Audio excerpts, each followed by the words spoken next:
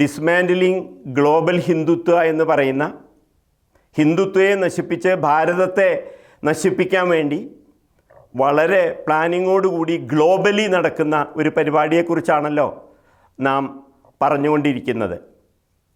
ഈ പരിപാടിയിൽ നാം ഓരോരുത്തരും പ്രവർത്തിക്കേണ്ടതുണ്ട്, ശ്രദ്ധിക്കേണ്ടതുണ്ട് എന്ന കാര്യവും നാം സൂചിപ്പിച്ചു. നമ്മൾ ഓരോരുത്തരും, ഇവിടെ ജീവിക്കുന്ന ഓരോരുത്തരും, നമ്മൾക്കൊക്കെ ധാരാളം ആഗ്രഹങ്ങളുണ്ട്. എന്താണ് നമ്മൾ ആഗ്രഹിക്കുന്നത്? നമ്മൾ ആഗ്രഹിക്കുന്നത് എനിക്ക് സുഖമായിട്ട് ജീവിക്കണം, എനിക്ക് ജോലി വേണം, നല്ല ശമ്പളം വേണം, നല്ല അന്തരീക്ഷത്തിൽ സ്ഥാപനത്തിൽ ജോലി ചെയ്യാൻ കഴിയണം, മക്കൾ വേണം, മക്കളെ പഠിപ്പിക്കാൻ നമുക്ക് വിദ്യാലയങ്ങൾ വേണം, അവർക്കും ഭാവിയിൽ ജോലി കിട്ടണം, നാട്ടിൽ കലാപകലുഷിതമൊന്നുമല്ലാണ്ട് സുഖമായ അന്തരീക്ഷത്തിൽ ജീവിക്കണം, എനിക്ക് പാട്ട് കേൾക്കണം, എനിക്ക് സിനിമ കാണണം, എനിക്ക് നല്ല പുസ്തകങ്ങൾ വായിക്കണം, ഇങ്ങനെ സുഖമായിട്ട് ജീവിക്കണം എന്നാണ് സാധാരണ ഓരോരുത്തരും ആഗ്രഹിക്കുന്നത്. ആഗ്രഹിച്ചതുകൊണ്ട് മാത്രം യാതൊരു കാര്യവും നമുക്ക് ഇല്ല. ഇത് സാധാരണക്കാരൻ്റെ ആഗ്രഹമാണ്. നമ്മുടെ നാട്ടിൽ സൂപ്പറായിട്ടുള്ള, സാധാരണക്കാരേക്കാൾ ഈക്വൽ അല്ലാത്ത കുറച്ചുകൂടി മുതിർന്ന ആളുകളുണ്ട്, വലിയ ആളുകൾ. എല്ലാവരും ഈക്വലൊന്നുമല്ല, കുറേ ആളുകൾ കുറേ കൂടുതൽ തുല്യത. അവരുടെ ആഗ്രഹം വളരെ വ്യത്യസ്തമാണ്. അവരാഗ്രഹിക്കുന്നത് ഇതാണ്: എനിക്ക് പഠിക്കാനൊന്നും വയ്യ, എനിക്ക് എല്ലാ ദിവസവും കോളേജിലോ സ്കൂളിലോ ചെന്ന് കഴിഞ്ഞാൽ സമരം ചെയ്യണം, എനിക്ക് പഠിക്കാതെ തന്നെ ഡിഗ്രി കിട്ടണം, ആ ഡിഗ്രി വെച്ചിട്ട് തന്നെ എനിക്ക് യൂണിവേഴ്സിറ്റിയിലെ പ്രൊഫസറാവണം, എനിക്ക് ഗവർണറെയോ VC-നെയോ ഒന്ന് റോട്ടിലിറങ്ങി ഞാൻ സമ്മതിക്കാത്ത നിലയിൽ അവരടിക്കണം, എനിക്ക് യൂണിവേഴ്സിറ്റിയിലോ കോളേജിലോ എവിടെ ആവട്ടെ എനിക്ക് മയക്കുമരുന്നിൻ്റെ കച്ചവടം നടത്തണം, എന്നെ ആരും തടയാൻ പാടില്ല, എനിക്ക് കൂടെ കിട്ടിയ കുട്ടികളെ എന്ത് ചെയ്യണം, അവരെയൊക്കെ റാഗ് ചെയ്യണം, തോന്നിയ പോലെ സഹപാഠിയെ ഞാൻ വേണമെങ്കിൽ അടിക്കും കൊല്ലും, ആരും ചോദിക്കാൻ ഉണ്ടാവാൻ വേണ്ടിയിട്ട് പാടില്ല, തോന്നിയ മാതിരി ഞാൻ ചെയ്യും. ഈ ഏറ്റവും വലിയ വിഡ്ഢിയെ പിടിച്ചിട്ട് എനിക്ക് വിദ്യാഭ്യാസ മന്ത്രിയാക്കണം, ഏറ്റവും വലിയ പൊട്ടനെ പിടിച്ചിട്ട് പ്രൊഫസറാക്കണം, ഇങ്ങനെ എനിക്ക് സുഖമായിട്ട് ജീവിക്കണം, അങ്ങനെ കരുതുന്ന ആളുകളും ഉണ്ടാവും. രണ്ട് വിധത്തിൽ കരുതുന്ന ആളുകളാണെങ്കിലും ശരി, ഞാൻ നേരത്തെ പറഞ്ഞ ഗ്ലോബൽ ഹിന്ദുത്വയെ തകർക്കാൻ നടത്തുന്ന ശ്രമത്തിനെ ശ്രദ്ധാപൂർവം വീക്ഷിച്ച് അതിനെ തടഞ്ഞില്ലെങ്കിൽ രണ്ട് കൂട്ടരുടെ ഉദ്ദേശവും സാധിക്കില്ല. കാരണം ഇവിടെ നിങ്ങൾക്ക് എന്തും വിശ്വസിക്കാം, നിങ്ങൾക്ക് വേണമെങ്കിൽ ദൈവത്തിൽ വിശ്വസിക്കാം, നിങ്ങൾക്ക് ഏത് ആരാധന വേണമെങ്കിലും ചെയ്യാം, നിങ്ങൾക്ക് സ്വാതന്ത്ര്യത്തിൻ്റെ സ്വർഗം പ്രദാനം ചെയ്യുന്ന ഒരു ധർമ്മമാണ് ഹിന്ദുധർമ്മം. ആ ഹിന്ദുധർമ്മത്തെയാണ് നശിപ്പിക്കാൻ വേണ്ടി ഈ ഗ്ലോബലായിട്ടുള്ള ശക്തികൾ ശ്രമിക്കുന്നത്. അവരതിൽ വിജയിച്ചു കഴിഞ്ഞാൽ എന്താണ് വരിക? ഈ ഭാരതത്തെ സംബന്ധിച്ച് ഹിന്ദുത്വ എന്ന് പറയുന്ന ശക്തിയെ അങ്ങ് തകർത്ത് കളഞ്ഞാൽ പിന്നെ ഇവിടെ വരാൻ പോകുന്ന പ്രത്യയശാസ്ത്രങ്ങൾ, ഒന്ന് എൻ്റെ പ്രത്യയശാസ്ത്രം മാത്രം ശരി, ഞാൻ മാത്രം ശരി, ലോകം മുഴുവൻ എൻ്റെ പ്രത്യയശാസ്ത്രമാക്കണമെന്ന് വിചാരിക്കുന്ന ഒരു കൂട്ടരാണുള്ളത്. വേറെ മതവുമായി ബന്ധപ്പെട്ടിട്ട് ഈ പ്രത്യയശാസ്ത്രത്തെക്കാളും രാഷ്ട്രത്തെക്കാളും എല്ലാം മതത്തിന് പ്രാധാന്യം നൽകുന്ന ആളുകളാണെന്ന് വയ്ക്കൂ. എൻ്റെ മതം മാത്രം ശരി, ഈ ലോകത്തെ മുഴുവൻ ആ മതത്തിൻ്റെ അടിസ്ഥാനത്തിലാക്കണമെന്ന് വിചാരിക്കുന്ന ആളുകൾ. ഈ രണ്ട് ശക്തികളാണ് പിന്നെ ഈ ജനാധിപത്യ രാഷ്ട്രത്തിലുള്ളത്. ഈ ജനാധിപത്യ രാഷ്ട്രത്തിൽ ഹിന്ദുത്വയെ നിങ്ങളങ്ങ് തകർത്ത് കളഞ്ഞാൽ ഈ രണ്ടിലേതെങ്കിലും ഒരു ശക്തി അധികാരത്തിൽ വരും. അന്ന് തീർന്നു ജനാധിപത്യം.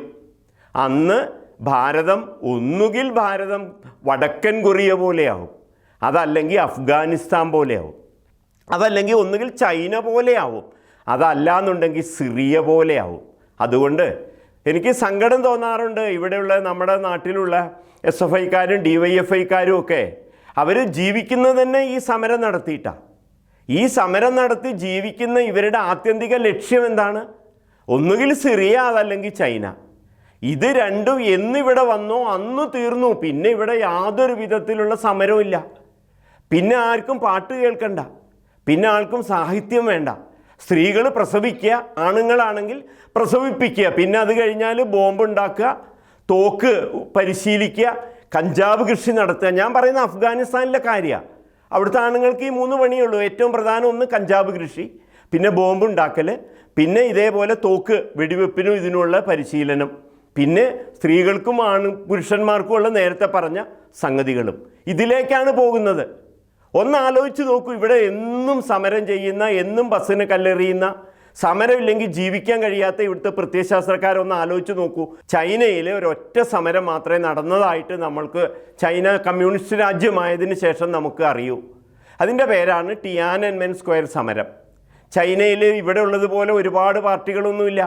അവിടെ യൂത്ത് ലീഗും യൂത്ത് കോൺഗ്രസും യുവമോർച്ചയും ഒന്നുമില്ല. അവിടെ യുവാക്കൾക്ക് ഒറ്റ പാർട്ടിയേ ഉള്ളൂ, DYFI. അവിടുത്തെ DYFI. ചെറുപ്പക്കാർക്ക് ഒരൊറ്റ പാർട്ടിയേ ഉള്ളൂ, SFI.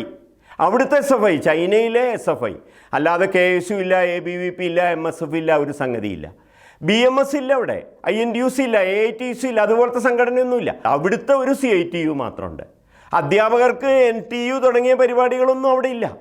അവിടുത്തെ ഒരു KSTU ഉണ്ട് അധ്യാപകർക്ക്. ഈ സംഘടനകൾക്ക് എല്ലാവർക്കും കൂടി ഒരു ദിവസം തോന്നി നമുക്കൊരു സമരം ചെയ്ത് കളയാം എന്ന്. എത്ര ലക്ഷം ആളാണ് പങ്കെടുത്തതെന്നൊന്നും നമുക്കറിയില്ല. അനേക ലക്ഷം ആളുകൾ പങ്കെടുത്തു. പക്ഷെ ഒന്നറിയാം, പങ്കെടുത്തതിൽ പകുതിയിലധികം ആളുകളും വന്ന പോലെ തിരിച്ചു പോയിട്ടില്ല. നല്ലൊരു ശതമാനം ആളുകൾ തിരിച്ചു പോയിട്ടേയില്ല.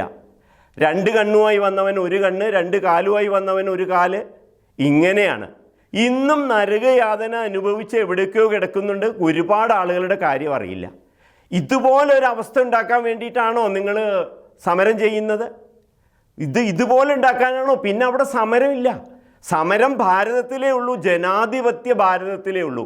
അതുകൊണ്ട് ഗ്ലോബൽ ഹിന്ദുത്വയെ ഡിസ്മാൻഡിൽ ചെയ്യാൻ നടക്കുന്ന പരിശ്രമത്തെ നിങ്ങൾ പരാജയപ്പെടുത്തിയില്ലെങ്കിൽ ഒന്നുകിൽ വടക്കൻ കൊറിയ ആയിരിക്കും, അതല്ലെങ്കിൽ ചൈന ആയിരിക്കും, അല്ലെങ്കിൽ അഫ്ഗാനിസ്ഥാൻ ആയിരിക്കും, അല്ലെങ്കിൽ സിറിയ ആയിരിക്കും. വടക്കൻ കൊറിയയിൽ സമരത്തിൻ്റെ കാര്യം പറയണ്ട. ഈ അടുത്ത ദിവസം നടന്നൊരു സംഭവമാണ്. കൃത്യമായിട്ടൊന്നും ലോകത്തിന് അറിയില്ല.